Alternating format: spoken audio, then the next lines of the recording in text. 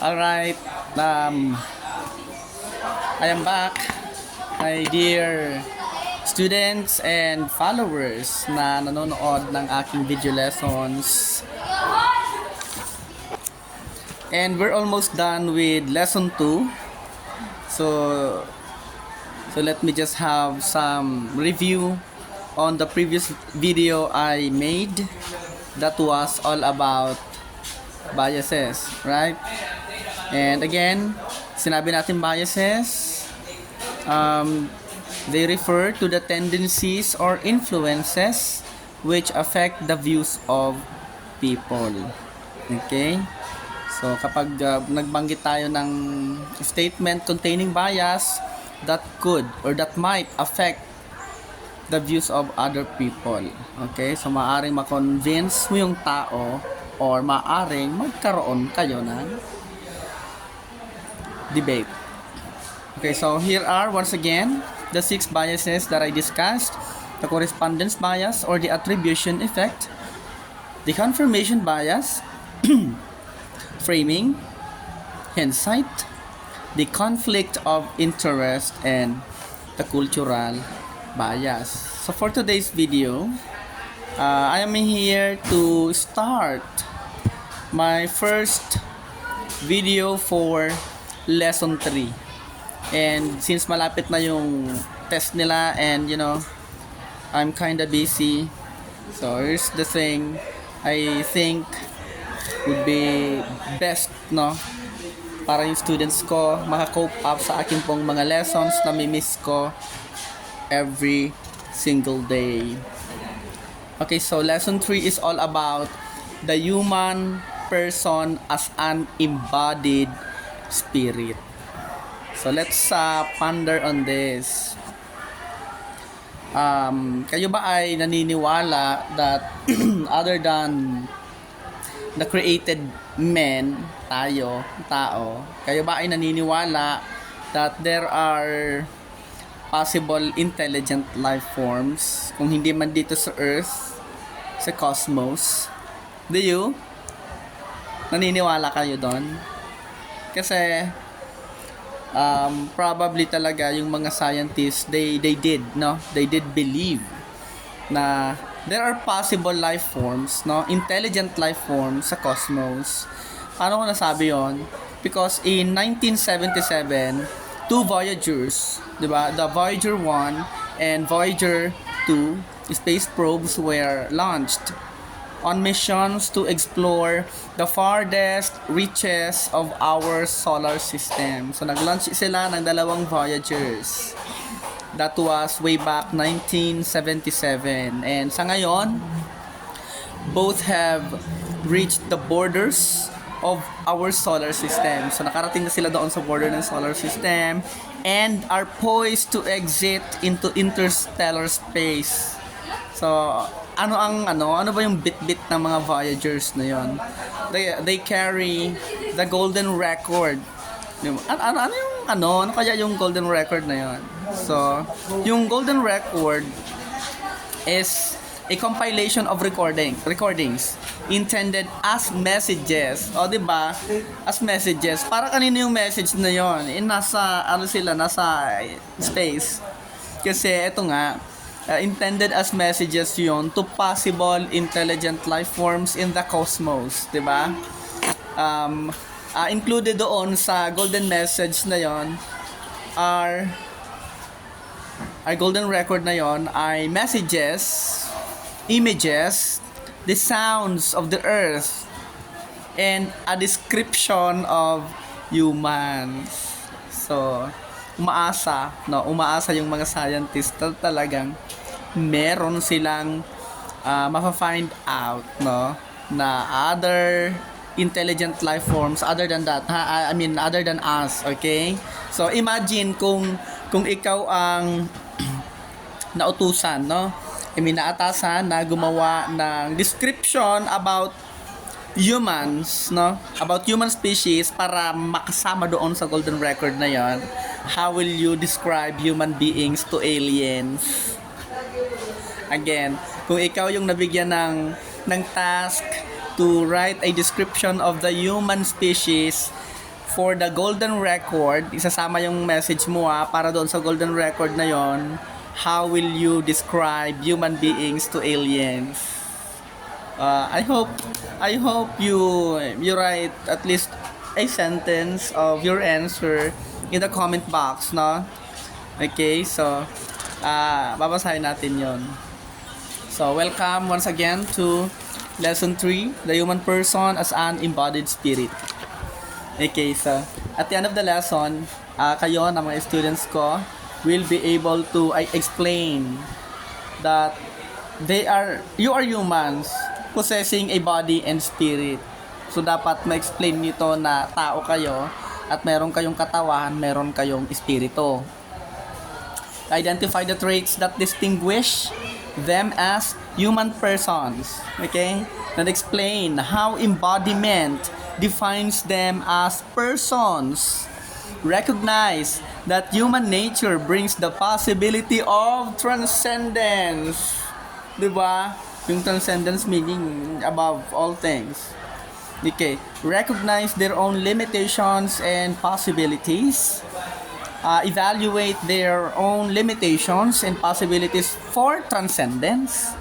Recognize how the human body imposes limits on and possibilities for transcendence. And lastly, you will be able to distinguish the limitations on and possibilities for transcendence. You know what? The human person is an important subject in philosophy. Okay? So, napakahalagang usapin ng human person sa philosophy, and an understanding of the nature and condition of the person is of the foremost goals of the discipline. So, ito yung pinakang foremost na layunin ng pag-aaral ng philosophy, yung maunawaan natin yung nature, yung condition natin bilang tao. Diba? Philosophers have long pondered human nature. So matagal na nila tong pinag-iisipan kung ano nga ba talaga ang ibig sabihin ng pagiging tao natin, 'di ba? What it means to be human and what sets us apart from other beings and things in existence. So, 'di ba? Ano ang kaibahan nating mga tao doon sa mga ibang nilalang na nag-i-exist kasama natin? So, madalas tinatanong natin ang ating sarili, we often ask ourselves, what makes us special? Ikaw na nanonood ng video ito, you can answer this question, what makes you special?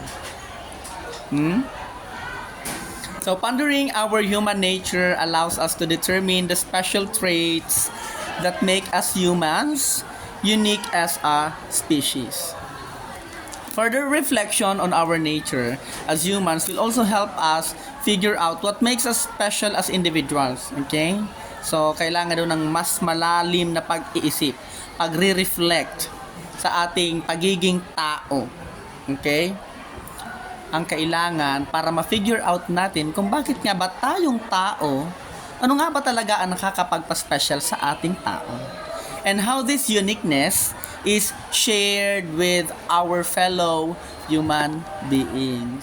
So bago tayo pumunta sa napakalalim na discussion, here are the following terms related to the discussion of the human person. The first term is man. Yung word na man, diba?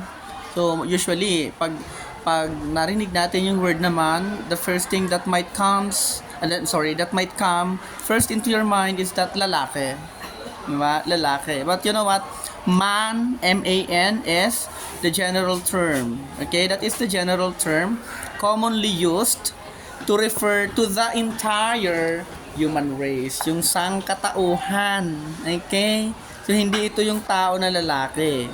Yung man, generally, ginagamit to refer to the human race. Okay? Sangkatauhan. Be it lalaki, be it babae, ang tawag sa atin, lahat, man. Okay? Other related terms include humanity, mankind, and humankind. Okay? When we say human, that refers to man as a species. Okay?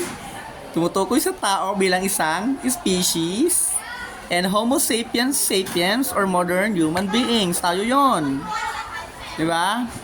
Tayo yon. Yung pinaka-modern, advanced na lahi ng tao, tayo yon. Okay? Kasi we have Homo erectus, we have Homo sapiens, we have Homo erectus, Homo habilis, Homo sapiens, and then we have the Homo sapiens sapiens. And dito tayo nabibilang sa last. That's the latest. And that's the modern man. Okay? The term human being is also used to distinguish man from other animals. O, ginagamit yung term na human being para matukoy yung kaibahan natin man from other animals. Kasi daw tayong tao, meron din tayong katangian. Kasi we are, we belong to animals din, di ba? Pero, yung ginagamit yung term na human being to distinguish us, tayong mga tao, from other animals. Okay? Para makita yung kaibahan natin doon sa mga hayop. So, tinatawag tayong human beings. Okay, yung person, ito yung person, is a much more complex term. Mas complex na term ito, which generally refers to a human being granted recognition of certain rights. Okay? Yung word na person, tao, na nabigyan ng recognition. Ano yung mga recognition na ibinibigay sa tao? Certain rights. Okay? Karapatan, protection. So, bilang tao, we also have responsibilities. We are also granted dignity above all. Okay? Yung tao, yung person, may dignity. Okay? So, philosophers refer to the human person as the totality of an individual possessing awareness. Diba? Pag sinabing human person, ito daw yung totality ng isang individual na merong awareness. Okay? Merong self-determination. Merong capacity to interact with others and with himself or herself. Yung interaction kasi, it might happen between you and others. Or it may also happen within you. Okay? We also interact with ourselves. So that makes us human persons. Personhood. Another term is personhood. This refers to the state of being a person. So kapag yung estado mo bilang isang tao, ang tawag doon ay personhood. And of course, we have the human nature. Human nature. Okay? Human nature refers to the characteristics that distinguish humans from all other creatures. Okay? Yung katangian ng tao that distinguish us from other creatures. These traits are assumed to arise independent of the influence of culture and society. Now, examples of these characteristics include thinking. Diba? One of the human natures is that we can think. Okay? This includes thinking. This includes feeling. Diba? Meron tayong we have the feeling of love, anger, sadness, joy, sorrow, and all. Dahil tao tayo. Nature ng tao ang magkaroon ng feelings. Iba't ibang feelings. And of course, this also includes acting. Okay? These traits are considered to form the essence of humanity.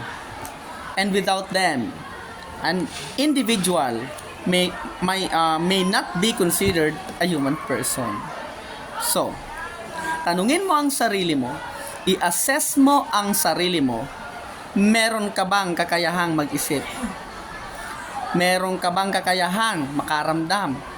Makaramdam ng galit, ng pag-ibig, ng awa, kaligayahan. And meron ka bang kakayahang kumilos? Kasi kung meron, then you are a human person. At kung wala kang pakiramdam, hindi ka tao. Di ba madalas natin naririnig, nakikita sa mga pelikula, parang nakikita ng nahihirapan yung isang tao, nasasaktan na yung isang tao, pero parang wala siyang ipinakikitang awa, parang wala siyang ipinakikitang feelings na naawa siya. Kaya yung tao tinatawag na hayop ka. Bakit? Hindi naaawa ang hayop. Di ba? So kung ikaw ay isang tao na hindi nakakaramdam ng habag at awa sa iyong kapwa, hindi ka nakakaramdam ng pag-ibig sa iyong kapwa, yung pag-ibig na hindi lamang dahil sa jowa kayo, yung pag-ibig bilang kapwa-tao, well then hindi ka tao. Okay? Saan ka mabibilang? Kung hindi ka tao, ano ka? Okay? So yun, wag nating kakalimutan na ito yung mga nature natin bilang tao. Okay? Eto. So, dito muna tayo mag-i-end ng ating discussion, just an introduction to lesson 3. Thank you so much, and kung bago lamang kayo sa aking pong page, sa aking pong YouTube channel, please do not forget to hit the like and follow button and subscribe. Please also share this video. Thank you so much. Bye-bye.